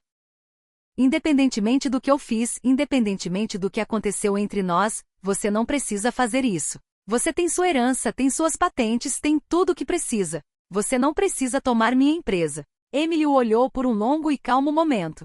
Você ainda acha que isso é sobre você? Disse Emily. Ian piscou. O quê? Você acha que estou fazendo isso porque você me magoou? A voz de Emily não era cruel. Era algo mais difícil que a crueldade. Era honesta. Você acha que isso é vingança? Você acha que se vier aqui e me olhar do jeito certo, usar o tom certo, vai chegar a parte de mim que ainda... Emily parou. Se recompôs. Ian, estou construindo algo. Tenho estado construindo há 3 anos em silêncio. Enquanto morava na sua casa, comparecia aos seus eventos, geria seu pessoal, e era invisível em todas as formas em que você precisava que eu fosse invisível. O que estou construindo não tem nada a ver com o que você me fez. O que você me fez foi simplesmente o momento em que parei de esperar. A sala estava muito quieta. 3 anos, disse Ian lentamente. O design do motor está completo há 14 meses, disse Emily. As patentes estavam prontas para registro há 8 meses. Eu estava esperando. Emily o olhou diretamente. Estava esperando porque achava. Emily apertou os lábios brevemente. Não importa o que eu achava. Parei de esperar. Você estava esperando por mim, disse Ian. Emily não respondeu, o que era uma resposta. Ian, seus 10 minutos acabaram, disse Emily e se levantou. Ian, quero te dizer uma coisa e preciso que você realmente ouça. Não que processe estrategicamente, não que procure o ângulo. Ouça. Uma pausa. Arruma um bom advogado. Não os que você tem agora. Eles são advogados corporativos, e o que vem exige alguém que se especialize em reestruturação e defesa de aquisição. Liga para eles hoje. Não amanhã. Hoje. Emily endireitou o blazer. É o máximo que posso fazer por você agora. Emily caminhou em direção à porta e a abriu. Emily, disse Ian. A voz saiu mais áspera do que pretendia. Você me odeia. Emily se virou e o olhou mais uma vez, e a expressão em seu rosto era a coisa mais complicada que Ian havia visto na vida. Não ódio, não amor, não triunfo. Algo exausto e honesto e final. Passei 5 anos te amando, disse Emily. Não me resta nada para o ódio. Só tenho trabalho a fazer. Emily saiu. Ian ficou naquela sala de reuniões com paredes de vidro, rodeado de engenheiros construindo o futuro, e sentiu o peso completo de cada momento ao qual não havia prestado atenção cair sobre ele de uma vez só. Dia 28. 16h45. Ligou para Robert Callaghan do aeroporto. Emily me disse para contratar um advogado de reestruturação, disse Ian. Ela me disse hoje em pessoa para ligar para um. Por que ela diria isso? Perguntou Ian. Robert ficou em silêncio por um momento. Porque Emily não está tentando te destruir, disse Robert. Emily está tentando te vencer. São coisas diferentes. Qual a diferença da minha perspectiva? Destruição é pessoal, disse Robert. O que Emily está fazendo é negócio. Emily disse para você contratar um advogado porque ela quer uma luta justa. Emily quer ganhar de forma limpa. Uma pausa. O que deveria te aterrorizar mais do que se Emily quisesse vingança, porque uma pessoa que quer vingança comete erros. Uma pessoa que quer ganhar de forma limpa não comete. Dia 30. Beverly Hills. Sede da Blavel Aerospace. 9 horas. A reunião do conselho não foi a chamada de emergência de uma semana antes. Foi presencial na sala de reuniões principal, e cada assento estava ocupado, e os rostos ao redor daquela mesa disseram a Ian tudo o que precisava saber antes que alguém dissesse uma única palavra. Richard Ames havia trazido seu próprio advogado. Eleanor Bass tinha uma pasta à frente dela que era grossa de uma forma que significava que alguém havia estado preparando documentos por mais tempo do que a crise atual havia sido visível. Thomas Park não encontrava os olhos de Ian, o que disse a Ian tudo sobre Thomas antes de alguém falar. Vamos começar, disse Richard Ames. O que se seguiu foram 2 horas que Ian passaria o resto da vida desejando poder esquecer. Foi sistemático e profissional e completamente brutal da forma que só as coisas conduzidas na linguagem dos negócios podem ser, porque a linguagem dos negócios permite que as pessoas façam coisas devastadoras sem jamais levantar a voz nem dizer nada que possa ser chamado de cruel. O conselho havia encomendado uma auditoria independente. Ian não sabia. A auditoria havia sido iniciada silenciosamente 12 dias atrás, no momento em que o primeiro artigo apareceu, quando James Chen havia ligado para Eleanor. Suas conclusões preliminares estavam sendo apresentadas naquela manhã pela primeira vez. O motor Mark VII tinha preocupações estruturais documentadas que haviam sido sinalizadas por 2 engenheiros internos e suprimidas por um vice-presidente sênior que reportava diretamente a Ian. Esse vice-presidente havia assinado o memorando descrevendo as preocupações como, dentro da variação aceitável. Os engenheiros que haviam levantado as preocupações haviam sido remanejados. 2 contratos militares continham garantias de desempenho que a tecnologia de propulsão atual não conseguia cumprir. A brecha entre a garantia e a capacidade era conhecida internamente há 7 meses. 3 membros do conselho haviam recebido informações sobre ambos os problemas por seus próprios canais antes da reunião de hoje. 2 deles já haviam começado a reduzir silenciosamente suas participações pessoais em ações. Eleanor Bass fechou a pasta. E disse Eleanor, o conselho tem uma obrigação fiduciária para com os acionistas desta empresa. Dados os resultados da auditoria preliminar, a contínua queda das ações e a ameaça competitiva representada pelo próximo anúncio da Novacore, somos obrigados a discutir mudanças estruturais na liderança da empresa. Você está me pedindo para sair, disse Ian. Estamos discutindo opções, disse Richard Ames com cuidado. Não faça isso, disse Ian, e a voz saiu mais dura do que pretendia, mais dura do que provavelmente era prudente. Não se sente na minha sala de reuniões e fale em opções. Diz o que quer dizer. Richard o olhou com firmeza. O conselho acredita que uma transição na liderança executiva serviria melhor aos interesses da empresa neste momento. Uma transição, disse Ian. 30 anos. Construí esta empresa em 30 anos com um único contrato governamental e 12 funcionários, e estão sentados nesta sala falando comigo sobre uma transição. Sabemos o que você construiu, disse Eleanor, e a voz era genuinamente não cruel. Ninguém nesta sala está esquecendo isso. Uma pausa. Mas Ian, a empresa que você construiu está perdendo valor a uma velocidade que se tornará irreversível se não agirmos. O anúncio da Novacore vem em semanas. Quando chegar, e quando o mercado vir o que Emily Walker projetou, Eleanor parou a si mesma. Não podemos nos dar ao luxo do sentimentalismo agora. Eleanor Bass acabará de dizer o nome de sua esposa em sua sala de reuniões como a principal ameaça a tudo o que Ian havia construído. A mulher que Ian havia descartado como uma garçonete de Seattle. Algo cedeu dentro de Ian Blackwell naquele momento, não dramaticamente, não ruidosamente, com a quieta completude de um suporte estrutural que ficou sob pressão demais por tempo demais. Preciso de 48 horas, disse Ian. Ian, 48 horas. Ian se levantou.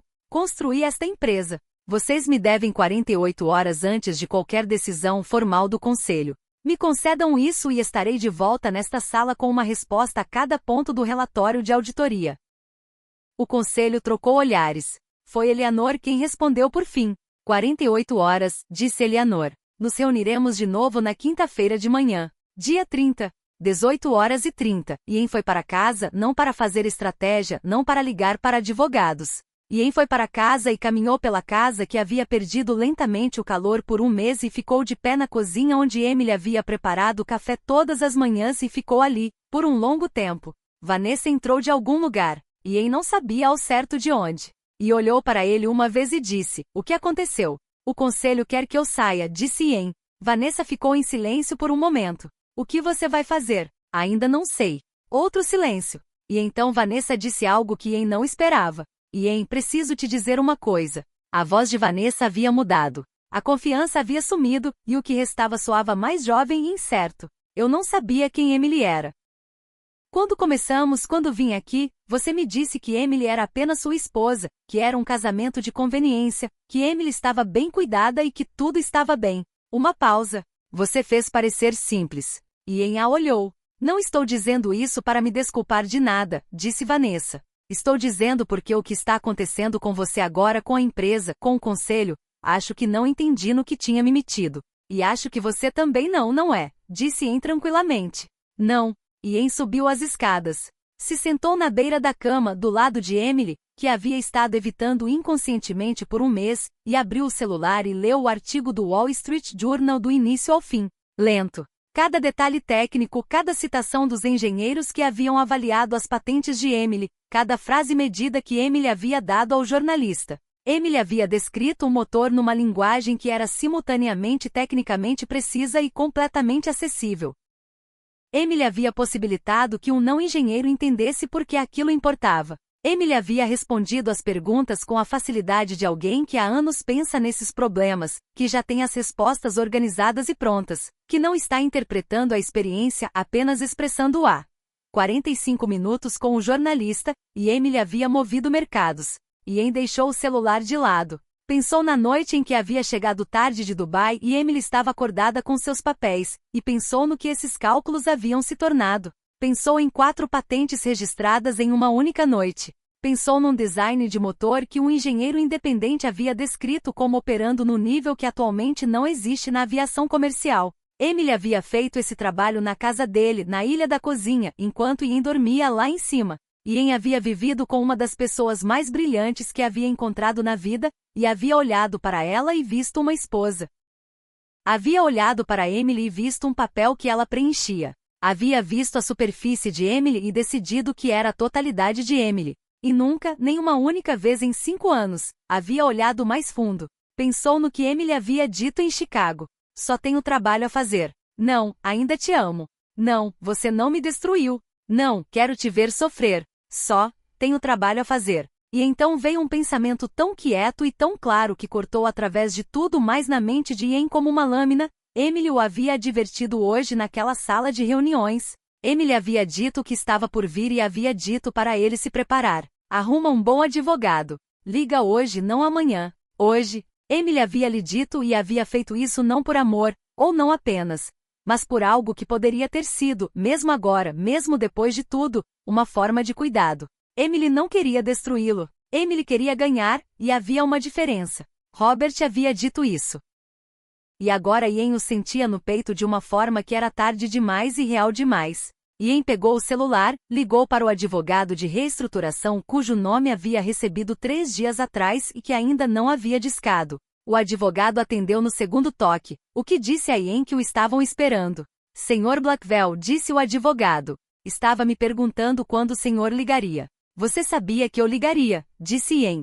Digamos que fui informado de que o senhor talvez ligasse, disse o advogado com cuidado. Um contato mútuo me contactou em seu nome. Nada inapropriado, apenas uma sugestão de que o senhor poderia precisar de alguém que entendesse o que estava por vir. Quem ligou para você? Perguntou Ian. Um contato mútuo entrou em contato em seu nome, repetiu o advogado com cuidado. Ian fechou os olhos. Emily havia indicado ele ao seu próprio advogado de defesa. Emily Walker havia dado ao lado oposto uma referência ao homem que representaria Ian contra ela. Emily ligou, disse Ian. Senhor Blackwell, disse o advogado, creio que o senhor deveria vir ao meu escritório amanhã bem cedo e trazer toda a sua documentação do conselho, cada acordo de compensação executiva e cada contrato com cada agência governamental atualmente vigente. Uma pausa. E creio que o senhor deveria se preparar para a possibilidade de que os próximos 30 dias exijam tudo o que o senhor tem. Ian estava sozinho em seu quarto, que ainda cheirava levemente a eucalipto, e pensou numa mulher caminhar por uma entrada molhada pela chuva com uma bolsa e uma fotografia, e pensou no que Emily havia construído enquanto ele não olhava. E pela primeira vez completamente sem nenhum lugar para se esconder. Ian compreendeu que a pessoa mais perigosa que havia enfrentado em 30 anos de negócios era a pessoa que ele havia olhado todos os dias e nunca visto de verdade. E Emily havia conseguido um advogado para ele porque Emily não queria ganhar destruindo-o. Emily queria ganhar sendo melhor, e Emily já era. O nome do advogado de reestruturação era David Park, e seu escritório ficava no 44º andar de um edifício no centro de Los Angeles. E David tinha a energia particular de um homem que havia visto impérios caírem antes e aprendido a não piscar diante do espetáculo. Ian se sentou diante de David às 7h58 da manhã, 31 dias depois que Emily havia saído sob a chuva. David olhou os documentos que Ian havia trazido e não disse nada por 4 minutos completos enquanto lia. Ian o observou ler. Havia trazido tudo: acordos do conselho, contratos governamentais, estruturas de compensação executiva, as conclusões da auditoria interna e um registro completo do movimento de ações nas últimas 2 semanas. Ian não havia dormido. Havia dirigido para o centro às 6h30 porque ficar na casa havia ficado insuportável. David Park deixou o último documento e ergueu os olhos. Quanto o senhor sabe sobre o que está por vir? Perguntou David.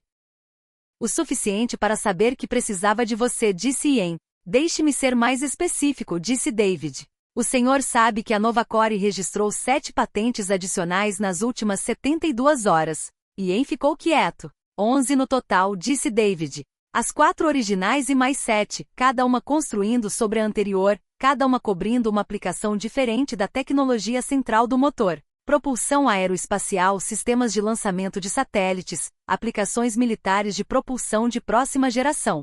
David fez uma pausa. Quem quer que esteja assessorando a doutora Walker na estratégia de propriedade intelectual é excepcionalmente bom. Estão construindo um muro ao redor da tecnologia, patente por patente.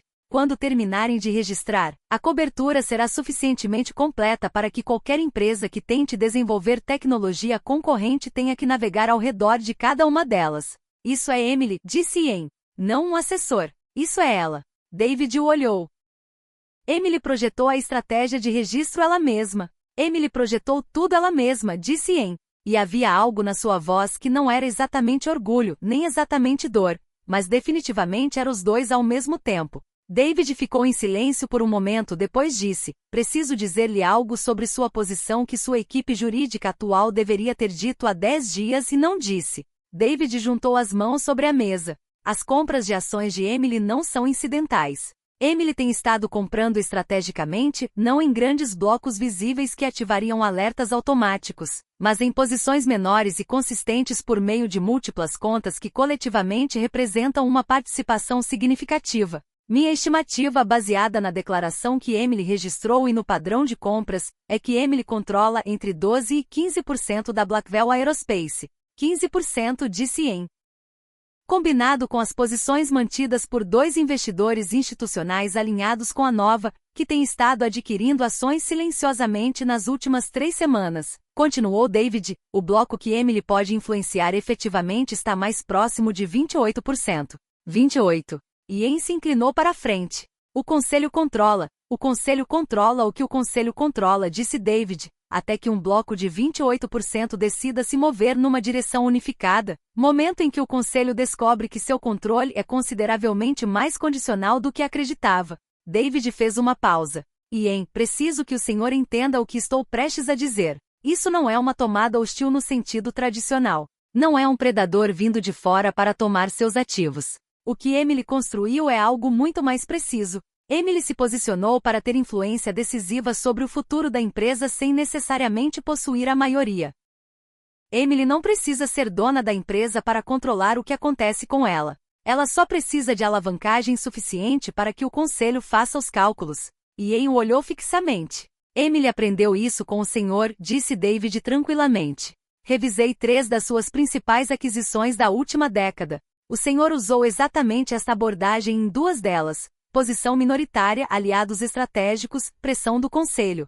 Depois, no momento em que o alvo está mais fraco, o senhor se move. A sala estava completamente em silêncio. Emily viveu com o senhor, disse David simplesmente. Durante 5 anos. Dia 31, 11 horas. O anúncio da Novacore chegou às 11 em ponto de uma terça-feira de manhã. E chegou não como um comunicado de imprensa, mas como um evento transmitido ao vivo que Marcus Hall abriu com a emoção controlada particular de um homem que esteve esperando muito tempo para dizer algo. Ian assistiu no notebook na sala de conferências de David Park, sozinho, porque David havia saído para atender uma ligação e havia dito que Ian queria ver isso sozinho, e David havia entendido o suficiente para lhe dar a sala. Marcus Hall falou por 12 minutos sobre a trajetória de pesquisa da Nova, sobre o futuro da propulsão aeroespacial, sobre a brecha entre o que a indústria oferecia atualmente e o que era realmente possível, dados os framework teóricos que haviam existido durante anos mas que nunca haviam sido completamente realizados em forma de engenharia. Depois Marcus disse: quero apresentar a pessoa que fechou essa brecha. Emily subiu ao palco. Emily usava um blazer azul marinho profundo e caminhou ao pódio com a mesma qualidade de movimento que Ian havia visto em Chicago. Aquela facilidade completamente não encenada de uma pessoa que está exatamente onde deve estar. Emily se posicionou diante do microfone e olhou para a sala lotada de engenheiros, investidores e jornalistas, e sorriu uma vez brevemente, como quem saúda pessoas que está genuinamente feliz de ver. Então Emily falou sobre o motor. Emily falou sobre o motor por 22 minutos sem notas. Emily explicou a base teórica em linguagem que era precisa e clara. Passou para os detalhes de engenharia com a fluência de alguém que havia construído a coisa com seu próprio entendimento. E então Emily mostrou um vídeo do primeiro disparo de teste completo, o motor funcionando em plena capacidade, estável, limpo, produzindo números de empuxo que faziam os engenheiros no público reagirem visivelmente.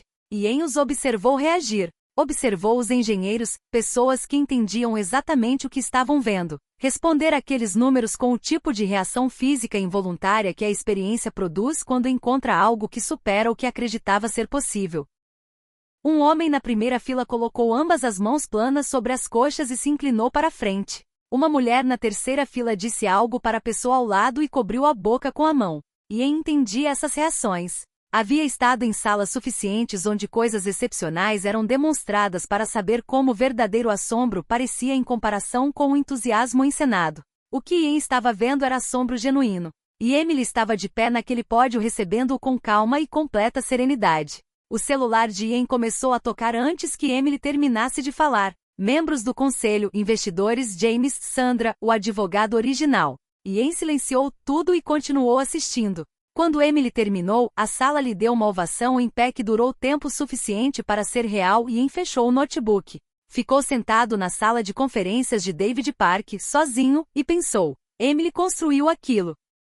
Emily construiu aquela coisa na mente dela enquanto morava na minha casa, e eu nunca fiz uma única pergunta sobre o que ela estava pensando. Dia 31, 12h45.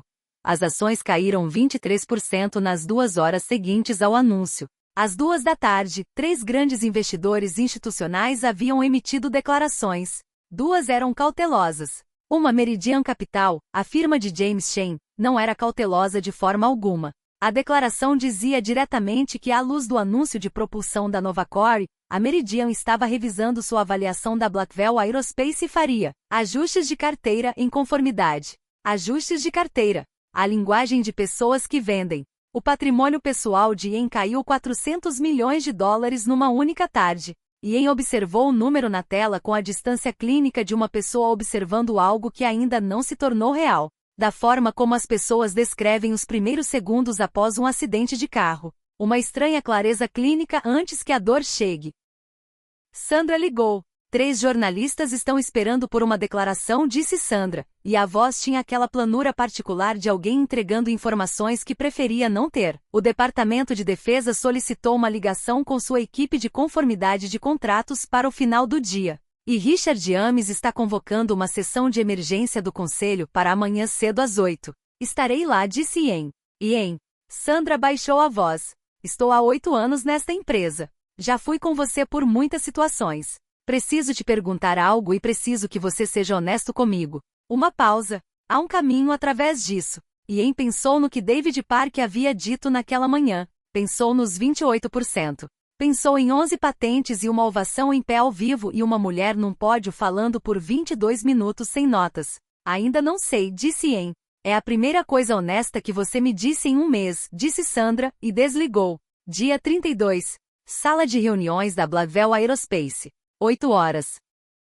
Ian chegou à sala de reuniões às 7h55 e encontrou 3 membros do conselho já lá conversando em voz baixa, que pararam quando Ian entrou. Richard Ames chegou às 8 em ponto. Eleanor Bass chegou às 8h02 com a pasta mais grossa do que havia sido 2 dias atrás.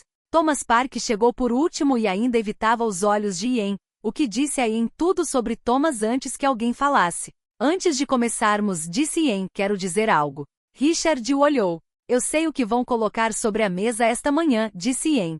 Sei como estão os números e sei o que a auditoria encontrou e sei o que o anúncio de ontem significa para nossa posição competitiva. Não vou fingir o contrário, e não vou desperdiçar o tempo desta sala com defesas que não se sustentam. Uma pausa. O que quero dizer é o seguinte, independentemente da decisão que este conselho tome hoje, ela deve ser tomada no melhor interesse das 2.200 pessoas que trabalham para esta empresa, não no interesse da recuperação do preço das ações, nem da gestão de responsabilidade pessoal. A sala ficou em silêncio. É tudo, disse Ian. Podem continuar. Richard Ames abriu a pasta. O que se seguiu foi metódico e implacável e levou 90 minutos. As conclusões da auditoria foram apresentadas na íntegra. A exposição dos contratos governamentais foi descrita pelo advogado de conformidade da empresa com a linguagem cuidadosa de alguém que havia sido instruído a não causar pânico, mas que não conseguia esconder completamente a escala do problema. A queda das ações foi registrada em gráficos. O panorama competitivo pós-anúncio foi avaliado. Depois Eleanor Bass disse, recebemos uma proposta formal. Ian a olhou. Esta manhã às 7, Vincent Castilho apresentou uma proposta formal de aquisição em nome de um consórcio que inclui a Nova Technologies e vários parceiros institucionais. Eleanor Bass abriu a pasta numa página específica. A proposta oferece adquirir uma participação de controle na Blackwell Aerospace a um preço por ação que representa um prêmio de 12% sobre o preço de fechamento de ontem. Isso está abaixo do que as ações estavam há 2 semanas, disse Ian. Sim, disse Eleanor. Está. É uma oferta baixa e todo mundo nesta sala sabe disso, disse Ian. É uma oferta abaixo do mercado em relação ao onde estavam as ações, disse Eleanor com cuidado. E é uma oferta com prêmio em relação a onde as ações estão agora e onde se projeta que irão se nenhuma ação for tomada. Eleanor o olhou diretamente. E o consórcio pode fazer esta oferta porque entende a trajetória melhor que ninguém nesta sala. Eles têm a tecnologia que determinará a próxima década desta indústria. Nós não. Posso desenvolver tecnologia concorrente, disse Ian. Posso trazer nova liderança de engenharia, reestruturar a divisão de propulsão. Em que prazo? Perguntou Richard. Contra 11 patentes que cobrem cada via de desenvolvimento viável. Richard sacudiu a cabeça. Nossa própria equipe de engenharia avaliou o muro de patentes esta manhã. Dizem que levaria de 3 a 5 anos encontrar uma abordagem que não infrinja os registros existentes. 3 a 5 anos contra uma empresa que já tem tecnologia funcionando, interesse governamental e um preço de ações subindo enquanto o nosso cai. Silêncio. Há algo mais na proposta. Disse Eleanor virou para outra página. O consórcio oferece manter o emprego atual de todo o pessoal não executivo por um mínimo de 3 anos como condição da aquisição. Engenheiros, equipes de produção, pessoal administrativo, protegidos. Eleanor ergueu os olhos. Era uma condição específica não negociável. Aparentemente, quem quer que tenha estruturado esta proposta fez das proteções dos funcionários um termo fixo, não um ponto de negociação. E sentiu algo se mover no peito. Isso foi Emily. Proteções dos funcionários como um termo fixo não negociável. Emily havia pensado nas 2.200 pessoas. E as havia mencionado 12 minutos atrás. Emily as havia colocado no contrato semanas antes desta reunião. A recomendação do conselho, disse Richard olhou ao redor da mesa. O conselho recomenda aceitar a proposta, disse Richard, sujeita à revisão dos termos por um conselheiro independente e votação dos acionistas. Em minha posição, disse a proposta inclui um período de transição de 60 dias, disse Eleanor, com a compensação executiva apropriada conforme estabelecido em seu acordo de emprego original. Uma pausa. Ninguém nesta sala gosta disso. Eu sei, disse E sabia. Essa era a parte mais estranha. Sabia. Olhou ao redor da mesa para os rostos das pessoas com quem havia trabalhado durante anos, rostos que estavam desconfortáveis e magoados de maneiras que eram genuínas. E entendeu que aquilo não era traição. Era gente fazendo o que precisava ser feito quando uma situação havia ido além do ponto onde a lealdade conseguia mantê-la unida. Havia construído aquela empresa. Também, através de 30 anos de certeza e uma forma particular de arrogância que lhe havia servido brilhantemente até deixar de servir, havia criado as condições que tornavam possível aquela manhã. Preciso de 24 horas, disse antes de qualquer votação formal do conselho. Richard olhou para Eleanor. Eleanor olhou para 24 horas, disse Eleanor. Não torna isso mais difícil do que precisa ser. Não vou, disse E pela talvez primeira vez em toda aquela crise, disse exatamente o que queria dizer. Dia 32, 11h30, ligou para Vincent Castilho diretamente. Quero falar com Emily, disse Isso não faz parte do processo atual, disse Castilho. Não estou pedindo como parte do processo. Estou pedindo como marido dela.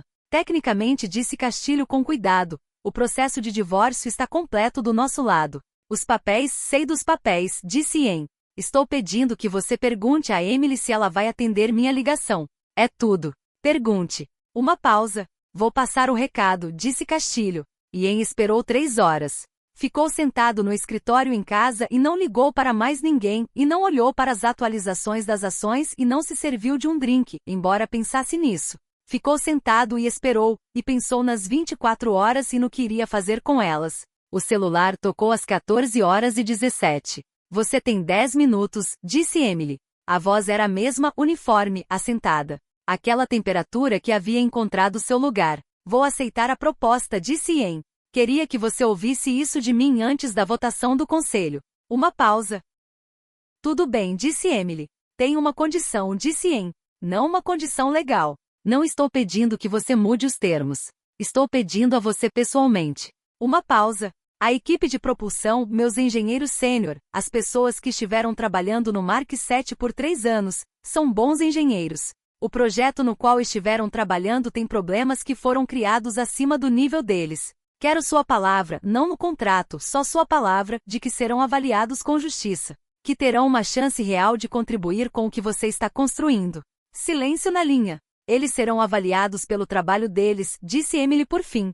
Igual a todo mundo. É tudo o que estou pedindo. Uma pausa mais longa. Ian, disse Emily, e a voz mudou. Não muito, mas o suficiente. Algo abaixo da uniformidade que era mais antigo. Por que você realmente ligou? Castilho poderia ter resolvido isso. Ian pensou em mentir.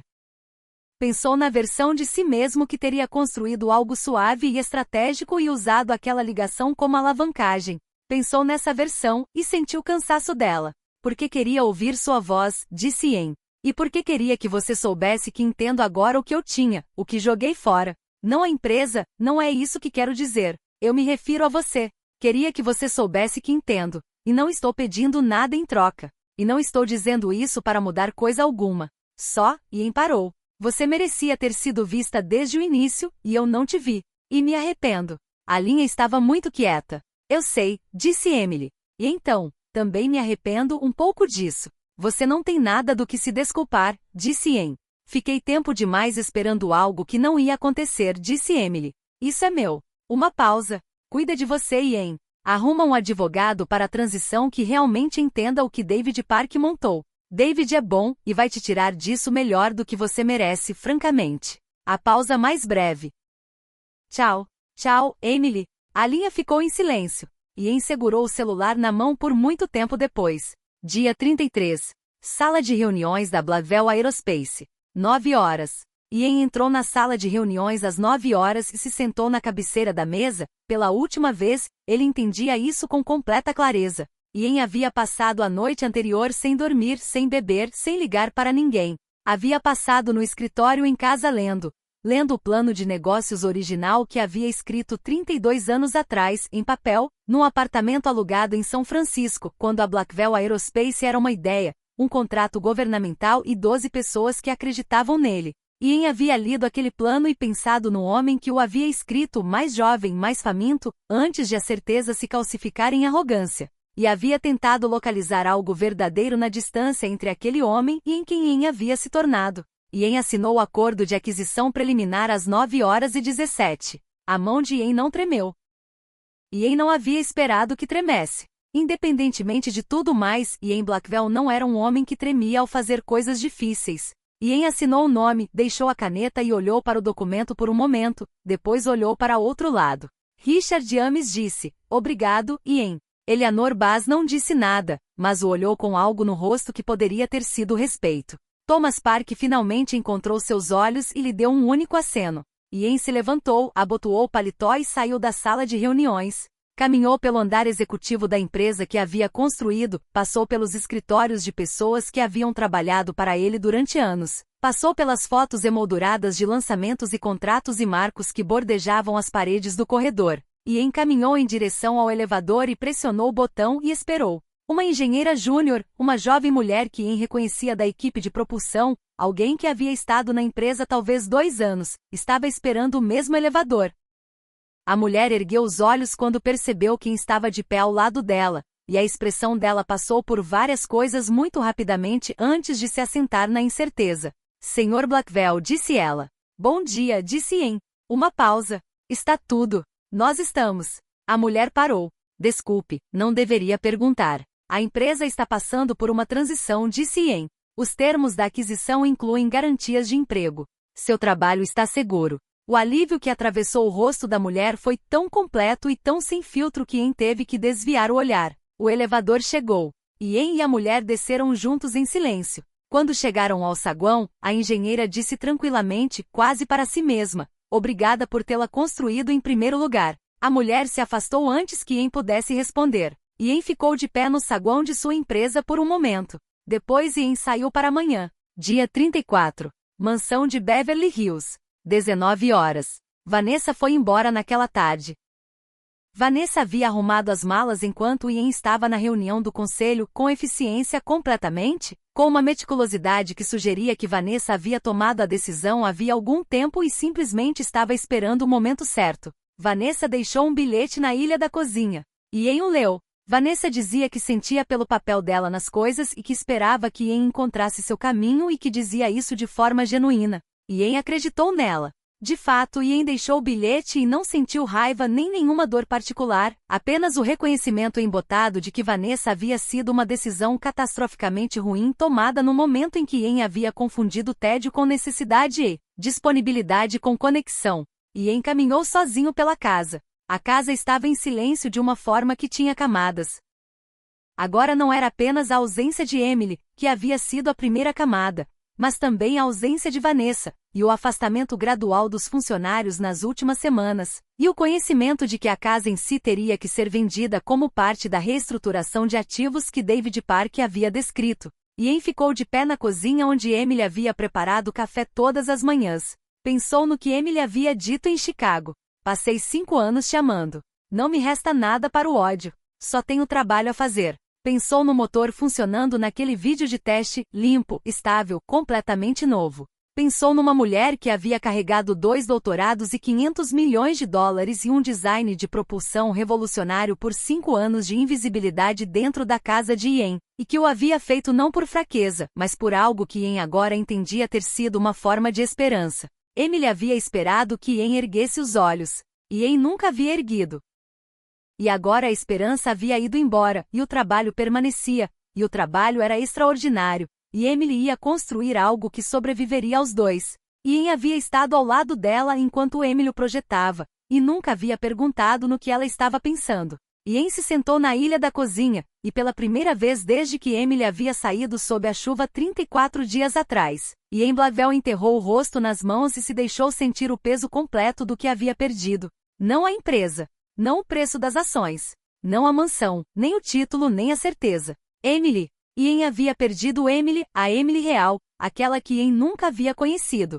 E aquela era a perda que nada no resto da vida de Ian repararia completamente. Porque você não pode se lamentar pela ausência de algo que nunca se permitiu ter completamente. E você não pode voltar aos momentos que desperdiçou e preenchê-los com a atenção que mereciam. E todo o poder e toda a riqueza e 30 anos de construção não significam nada quando você está sentado sozinho numa cozinha vazia no fim de tudo, finalmente entendendo que sempre esteve bem na sua frente. Lá fora a tarde estava tranquila. Em algum lugar de Chicago, Emily Walker estava trabalhando, e a distância entre onde Ian estava sentado e onde Emily estava nunca havia sido maior. O banco ligou numa quarta-feira de manhã. 41 dias depois que Emily havia saído sob a chuva, e o homem no telefone era profissional e não cruel, e disse o que tinha a dizer na linguagem cuidadosa das instituições que entregam consequências. A hipoteca da propriedade de Beverly Hills, entrecruzada com vários ativos empresariais agora transferidos como parte do acordo de aquisição, estaria entrando num processo formal de inadimplência dentro de 30 dias, a menos que arranjos alternativos fossem feitos. Ian ouviu a ligação completa sem interromper. Disse que entendia. Disse obrigado. Encerrou a ligação e colocou o celular sobre a ilha da cozinha e olhou para o balcão vazio à sua frente. 30 dias. David Park havia advertido que isso viria. A reestruturação dos ativos havia sido limpa no lado corporativo. David havia feito um trabalho excelente para tirar Ian da aquisição com sua responsabilidade pessoal contida e suas obrigações de não concorrência definidas, suficientemente estreitas para lhe deixar espaço para eventualmente fazer algo de novo em algum lugar, se Ian escolhesse. Mas a estrutura hipotecária da mansão havia sido complicada de uma forma que os advogados originais de Ian nunca haviam explicado completamente. E o entrecruzamento significava que quando os ativos empresariais se moveram, a base financeira da propriedade se moveu com eles. Ian ia perder a casa. Ian sabia isso intelectualmente havia 2 semanas. Agora era 30 dias e uma ligação telefônica, e era real. Ian ligou para David. Eu sei, disse David antes que Ian pudesse falar.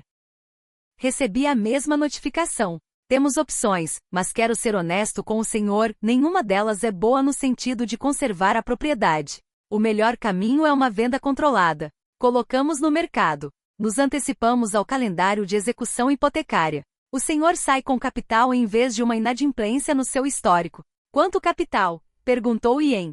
David nomeou um número. Era significativo. A propriedade havia valorizado enormemente ao longo dos anos, mas medido contra o que amanhã do anúncio de aquisição havia custado, era uma fração. Vamos colocar no mercado, disse Ian. Fica por minha conta, disse David. E depois, após uma pausa, Ian, o que você vai fazer depois? Ainda não sei, disse Ian. Tudo bem, disse David. Isso está bem. Era a segunda vez que alguém lhe dizia isso nas últimas semanas e dizia de verdade. E Ian descobriu que pousava diferente cada vez, menos como consolo, mais como permissão. Dia 42. 15 horas. Ian estava classificando no escritório em casa, decidindo o que empacotar, o que enviar para o depósito, o que deixar para trás. Quando o celular tocou com um número que ele não reconhecia. Código de área de Chicago. Ian quase não atendeu. Senhor Blackwell. Uma voz feminina profissional levemente formal. Me chamo Karen Lu. Sou a assistente pessoal da Doutora Walker. A Doutora Walker me pediu para ligar e informar que ela estará em Los Angeles amanhã, e gostaria de se encontrar com o senhor, se estiver disponível. Emily disse para me dizer que não é sobre a aquisição. Os assuntos legais estão resolvidos. Ian ficou muito quieto no escritório, rodeado de caixas parcialmente cheias. Onde? Perguntou Ian. Emily sugeriu a casa, disse Karen. Emily disse que o senhor entenderia por quê. Ian entendia. Não sabia se isso tornava mais fácil ou mais difícil. Que horas? Perguntou Ian. Às 2, disse Karen. Se funcionar. Funciona, disse Ian. Ian passou as 22 horas seguintes sem dormir e sem ligar para ninguém e sem ensaiar o que diria, porque toda vez que tentava imaginar a conversa batia na mesma parede. Ian não sabia o que Emily vinha dizer, e se preparar para algo desconhecido era o tipo de coisa que Ian normalmente fazia bem, e que agora era completamente incapaz de fazer. Dia 43. Mansão de Beverly Hills. 14 horas e 3. Emily chegou 3 minutos atrasada, o que Ian suspeitou ser intencional. Não crueldade. Apenas um limite. Um pequeno sinal de que aquela reunião operava nos termos de Emily. Ian abriu a porta antes que Emily tocasse a campainha. Emily o olhou por um momento. Ian a olhou. Eles haviam se visto 2 vezes desde que Emily foi embora, uma vez em Chicago, uma vez na sala de reuniões da Novacore. Mas aquilo era diferente. Aquilo era o limiar da casa em que haviam vivido juntos, e o peso disso era algo que ambos sentiam e nenhum nomeava. Entra, disse Ian. Emily entrou e parou no corredor. Emily olhou para as caixas parcialmente cheias visíveis pela porta aberta da sala de estar. Emily olhou para o gancho vazio onde costumava pendurar o casaco. Você está arrumando, disse Emily. A venda vai ao mercado na próxima semana, disse Ian. Me restam umas 3 semanas aqui. Emily assentiu lentamente. Ouvi falar. Me desculpe. Não se desculpe, disse Ian. É uma casa. Você me ensinou a diferença entre uma casa e um lar. Uma pausa. Quer sentar? Foram para a cozinha, não para a sala de estar com sua história complicada. Ian preparou café porque era a única coisa que parecia normal. Emily se sentou na ilha onde havia sentado milhares de manhãs. Ian notou que Emily se sentou no lugar habitual sem pensar, automaticamente, da forma como o corpo lembra o que a mente já decidiu seguir em frente. Ian colocou uma xícara diante de Emily. Emily envolveu ambas as mãos ao redor dela. Por que você veio? Perguntou Ian. Tenho algo para te dizer, disse Emily. Algo que quero que você ouça diretamente de mim, não por meio de um advogado ou de um comunicado de imprensa. Emily o olhou com firmeza. A aquisição fecha formalmente em 11 dias. Quando isso acontecer, a reestruturação do conselho entra em vigor. Marcos vai assumir a cadeira executiva. Eu vou assumir o cargo de diretora de tecnologia na entidade combinada. Eu sei, disse Ian. Castilho enviou a estrutura final para David na semana passada. O que você não sabe, disse Emily, é o que acontece com o nome Blackwell. Ian ficou muito quieto. A empresa combinada vai operar sob um novo nome para sua divisão comercial, disse Emily. Mas a divisão de engenharia aeroespacial, o núcleo do que você construiu, a parte que realmente faz coisas. Essa divisão vai se chamar Blackwell Engineering. Emily o olhou diretamente. Eu lutei por isso nas negociações. Não era a primeira preferência de Marcos e não era a preferência dos investidores institucionais. Eu tornei isso uma condição. A cozinha estava completamente em silêncio. Você manteve meu nome, disse Ian. Os engenheiros mantiveram seu nome, disse Emily com precisão. As pessoas que vieram trabalhar para você porque acreditavam no que você estava construindo, elas merecem conservar isso. O nome pertence ao trabalho. Não pertence aos erros. Emily fez uma pausa. Achei que você deveria saber. Ian a olhou por um longo momento. Algo estava acontecendo por trás dos olhos dele que Ian trabalhava muito para conter. E Emily viu. E Emily olhou para baixo, para a xícara de café, e lhe deu a dignidade de não observar. Emily, disse Ian. Não, disse Emily tranquilamente. Não com crueldade, só com clareza. Não, Ian. Já dissemos o que precisávamos dizer. Vim porque precisava te contar sobre o nome. Uma pausa. Emily parou. Tomou fôlego. E porque queria ver a casa uma última vez antes que ela vá. Sei que sou estranho. Não sou estranho, disse Ian. Emily se levantou e caminhou lentamente pela porta da cozinha em direção ao corredor, e Ian a seguiu a uma pequena distância, dando-lhe espaço. Emily caminhou pela casa da forma como você caminha por algo que está memorizando ou soltando. Não freneticamente, não com sentimentalismo, mas com uma deliberação tranquila, parando em certos lugares e passando por outros. Emily parou no vão da sala de estar. Olhou para o sofá cinza pombo que havia passado 3 semanas escolhendo. Emily ficou ali por um momento. Eu era feliz aqui, disse Emily. Não com tristeza, só com honestidade. Não sempre. Mais do que ultimamente me permito lembrar. Emily se virou para olhá-lo. Você era feliz aqui comigo.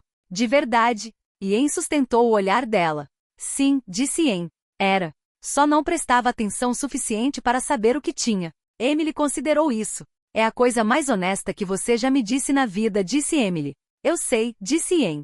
Tenho uns 5 anos de atraso. Algo atravessou o rosto de Emily.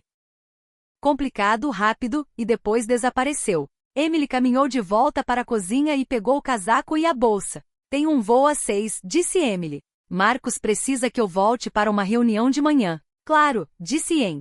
Ian a acompanhou até a porta principal. Emily saiu e se virou uma vez, e ficaram nas mesmas posições em que haviam estado 43 dias atrás. Emily do lado de fora. Ian no limiar. Exceto que tudo havia se invertido. A última vez, Emily havia sido a que ia embora, e Ian havia chamado, e o poder era dele. E Ian não havia compreendido o peso disso até que já havia ido embora. Agora Emily estava de pé na luz da tarde, com o casaco sobre o braço e o trabalho esperando por ela e toda a vida organizada exatamente como Emily havia escolhido. E Ian estava de pé no limiar de uma casa que não seria mais sua por muito tempo, e o poder havia mudado completamente de mãos. Cuida de você, disse Emily. Você também, disse Ian. Emily se virou e caminhou em direção ao carro que esperava no final do caminho de entrada. Emily não olhou para trás, e desta vez, vendo-a ir embora, Ian não sentiu a sensação desesperada de um homem vendo algo lhe ser arrancado. Ian sentiu algo mais tranquilo e mais permanente. Sentiu o peso do entendimento. E o entendimento Ian estava aprendendo. Era às vezes a coisa mais dolorosa que uma pessoa podia adquirir, porque chegava sempre depois do momento em que mais teria importado. Dia 44. 10 horas. Ian encontrou o envelope 2 dias depois, deslizado sob a porta principal em algum momento durante a noite. O nome de Ian na frente na caligrafia que Ian reconheceu instantaneamente. Pequena, precisa, as letras uniformemente espaçadas, a pressão da caneta segura. Ian ficou de pé no corredor e segurou o envelope por um momento antes de abri-lo. Dentro havia uma pequena chave, de latão, simples, ordinária, e um papel dobrado. Ian o desdobrou. Dizia, o aluguel está pago por 12 meses. 4B. O zelador do prédio já conhece seu nome. É tranquilo, e a cozinha recebe boa luz da manhã. Há espaço suficiente para uma mesa de trabalho, se você decidir fazer algo de novo. Você vai decidir fazer algo de novo. Você sempre soube como construir coisas. Só esqueceu por um tempo que valia a pena construir. Sem assinatura. Ian não precisava de nenhuma. Ian fechou a mão ao redor da chave. Ficou de pé no corredor da mansão de Beverly Hills por um longo tempo, rodeado de caixas e os últimos móveis e as fotos emolduradas ainda nas paredes que em breve seriam desmontadas. Ian pensou num pequeno apartamento em algum lugar da cidade, com uma cozinha que recebia a luz da manhã. Ian pensou no que Emily havia escrito. Você sempre soube como construir coisas. Ian pensou no que significava Emily ter feito isso. Não o acordo de divórcio. Não a aquisição. Isso um gesto tranquilo e privado, fora do marco legal, fora de qualquer cálculo estratégico, feito simplesmente porque Emily era quem era. A mulher que havia saído de casa sob a chuva com uma bolsa e uma fotografia havia comprado um apartamento alugado para o homem que a havia expulsado. Não porque Emily lhe devia algo. Não porque Emily queria algo em troca. Mas porque Emily o havia amado uma vez. O amor real. O escolhido livremente. O tipo que persiste não por dependência, mas por caráter fundamental. Esse tipo de amor não desaparece completamente só porque a pessoa a quem foi dado não o mereceu. Se você chegou até aqui, se inscreve no canal, dá um like neste vídeo e comenta a parte 2, para que eu saiba que você está pronto. Cada like, cada comentário, cada inscrição mantém vivas essas histórias.